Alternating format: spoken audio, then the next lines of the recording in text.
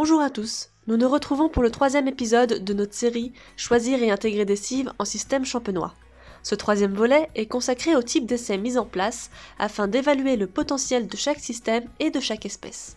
Retrouvons Antoine Guichard, agriculteur à Étoges, qui nous explique quel intérêt il trouve dans la mise en place de ces essais. Les essais cives ont été mis en place donc, dans le cadre de la mise en place d'une unité de méthanisation qui doit démarrer début 2021. Donc cette unité va fonctionner avec des coproduits agricoles, mais aussi des cives issues des exploitations.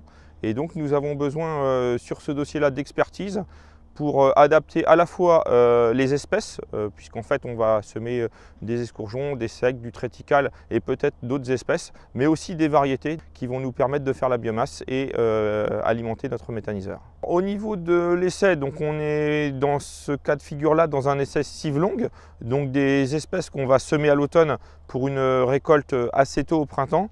Donc les espèces sont plutôt des graminées.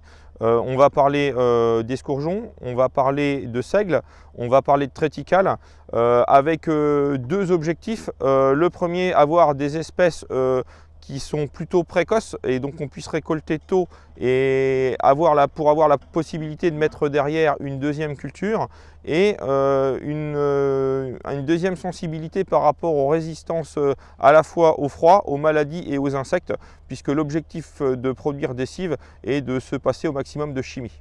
Pour compléter les essais du groupe, une plateforme est mise en place sur Terra Solis Farm avec la Chambre d'agriculture de la Marne, où 5 systèmes d'implantation de cives sont testés. Nous retrouvons donc Silver Picard, conseiller de la Chambre d'agriculture de la Marne, qui va nous détailler les expérimentations. Tout l'enjeu en zone Champagne, c'est de regarder qu'est-ce qui pousse, qu'est-ce qui va donner le maximum de biomasse et surtout le maximum de méthane qui va être produit pour avoir le meilleur rendement tant en production de méthane que économique. On était l'année dernière sur de l'implantation strip-till et semi-direct.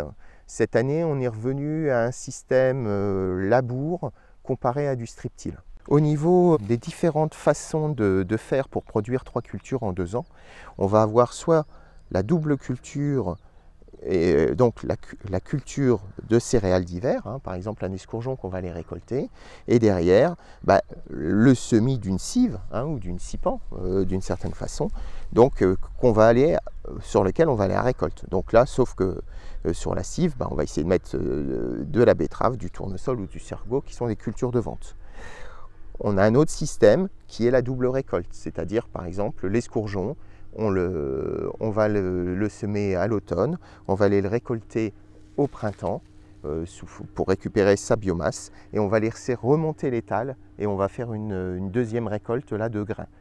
Une autre façon de faire pour semer un peu plus précocement la cive, à ce moment-là, c'est de se dire avant récolte, 15 jours avant la récolte de l'escourgeon ou du blé, on va aller épandre notre cive en surface dans la céréale pas récoltée. Sinon, après, le plus classique, c'est la cive longue avec nos céréales immatures, qui sont de l'escourgeon, du seigle, du triticale potentiellement. On va aller les récolter à la mi-mai et pour avoir une plus longue durée de végétation, on ressème derrière du tournesol, de la betterave, de l'orge de printemps, en espérant avoir le moins de pénalités possible par rapport à la date de semis classique. Un dernier axe de recherche, c'est le relais cropping. Le relais cropping, on va semer une culture de vente, une céréale à l'automne, avec un écartement un peu plus important entre les rangs. Au mois d'avril-mai, on va venir semer une deuxième culture à l'intérieur, avant la récolte de la culture semée à l'automne. Voilà, c'est tout pour aujourd'hui, mais retrouvez-nous dans le prochain épisode où nous vous présenterons les résultats des essais cives longues. À bientôt!